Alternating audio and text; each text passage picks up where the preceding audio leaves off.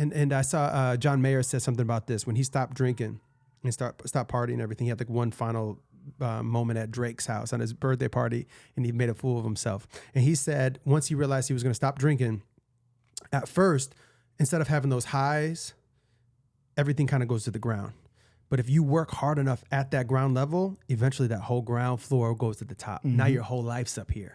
And I was like, yo, that's fun. That's dope. Exactly right. I remember that conversation. I'll never forget. I don't know if we was in acting class. We was somewhere and you said something about, you came to a realization with yourself and you was like, I'm working hard enough. And you're like, no, are you really working hard enough? Like, am I really doing everything that I can possibly do to ensure my success or my growth? And you came to a realization like, I'm not. And so until then, I feel like that, then I'm cutting everything out. I remember that conversation. And then, but it made, your introspection made me become introspective and be like, I'm working hard enough. I'm doing enough. I think. Yeah. Oh God, I'm kind of. Yeah. I'm not working hard enough. I'm not doing everything that I could do in my day. I'm not maximizing the time each day that I have to be or become the version of myself and to accomplish the things that I want to do. And from that day forth, I literally woke up every day on purpose. Wow. And I've been able to accomplish so. And I have become obsessively, maniacally obsessed with tilling my own land and controlling what I can control. And with that, for me, was writing, and me just becoming maniacally obsessed with understanding everything when it comes to writing and becoming a better version of myself. And also you having discipline, because I believe discipline is freedom, to be able to really just, you know what, if this is what I'm going to do it every day and be able to write so many scripts. And also to bet on myself even more because now I got the discipline and now I got the knowledge and know that, hey, I am good at this. Oh, you saw the TV show? Oh, you know what the hell you doing. Like, not that I need an external validation, but to really just make myself into this machine that can't be stopped when it comes to writing, you bring value everywhere you go. Yeah. You're not coming in asking for opportunities. No. You're bringing products to the table. Absolutely. And I'm like the dude from Coming to America after he stole Eddie Murphy's bag. What you call it? His bag. He was like, hey, what you want? I got all kind of stories. What do you want? And I said, I'm going to master this just like I master acting. Yeah. I put my 1,000 hours in acting. I put my 1,000 hours in when it came to writing. I think you're over 1,000. I'm way over 1,000 now. Yeah. Yeah. But it's mastery, Yeah. right? So I've ever since that moment, I devoted myself to mastery, whether it was spiritually, whether it was mentally, whether it was my dream, my craft, and even in my friendships and relationships, man. Yeah. And so it just so that moment propelled me to making the ultimate sacrifices, because your sacrifice really inspired me at that moment, because I remember you was just like, hey man, by any means necessary, I'm just gonna get it. And I've always been like that, but I got kind of comfortable being out here when you bartending, making over $100,000 a year, you being able to buy what you want and do what you want. Built the old school, stuff like that. But my active friends that were progressing were just like, Darryl, just quit your job. I'm like, I can't quit my job. Meanwhile, they're in networking, they're able to put themselves in situations because they wasn't really working like that. They wasn't, needing that type of comfort, right? But I did. Not that I came from that, but I've created this little bubble since after Hurricane Katrina. And I was like, you know what? I'm not going to be asked out again. I'm going to be safe. I'm going to protect me. But I was losing it on the other end when it came to my career. And so I decided, and that was 2018 when my bar closed, that I wasn't going to get another job. And the next job I get is going to be from me working in my field, whether it's me as an actor or whether me as a writer.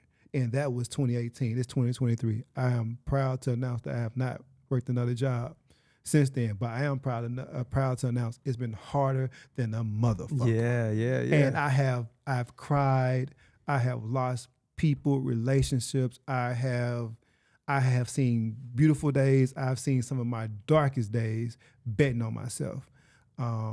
But with that being said, I have created this machine, this fortified, well-heeled and oiled person that I could not have created if I never made that decision to do so. Only way that you become a guru is through pain and experience.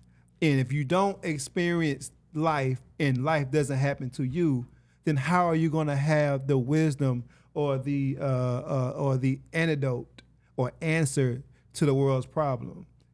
That's what made Gandhi and them so dope. That's what made MLK them so dope, is that the vicissitudes of life, the misery, the pain, the scores, the skullduggery, all those things that we experience in our not so great seasons is what fuel all those things that makes you who you are, your accomplishment, but also to be able to help others, you know?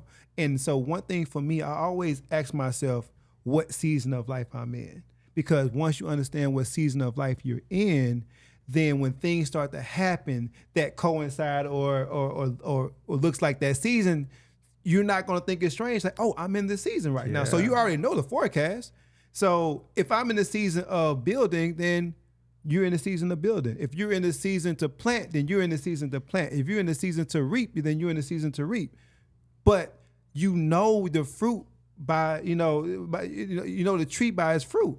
And you know the fruit by this was hanging on the leaf and what's falling to the ground. And so people don't understand that about life, and they don't understand why is this happening to me? Well, what season are you in? Yeah. And if you can understand what's happening to you and how you can benefit from it by going through it, then you would do it. And that's what I love about, like, first of all, you should have just mic dropped after that whole thing. I know. I just was like, we got to clip that. Part 1, part 2, part 3. So that was beautiful, man. But I think, and that's the thing is, like, once my biggest problem before I came to that conclusion that I wasn't working hard enough was because I thought I was working hard enough. And once I realized how much hard work it actually takes to succeed, then I was able to move forward and make a lot of things that I wanted to come true, and then be able to tell other people about that. And that's the thing about you living in a lifestyle where you're making $100,000 a year and you're auditioning and doing your thing or whatever, and acting class or what have you. It's a nice little fluffy bubble to be in. And yeah, you'll get some yeses and some nos, and those nos might chisel you a little bit based on like not getting a job and then eventually getting something, and like it's a nice little fluffy area you're in. Yeah. But once you dedicate yourself to a specific purpose, now every no that hits you is like, oh damn, it didn't get that. Yeah. And you don't have this fluffy thing to fall into, and it chisels you into the person that you're supposed to become.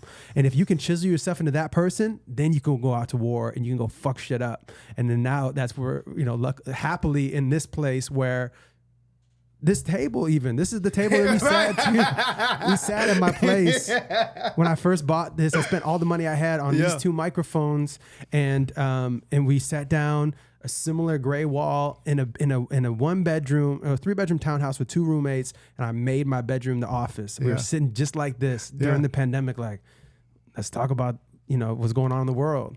And we actually had those conversations, and that's why, like, having this table, and this is following me everywhere, and will continue to follow me everywhere I go.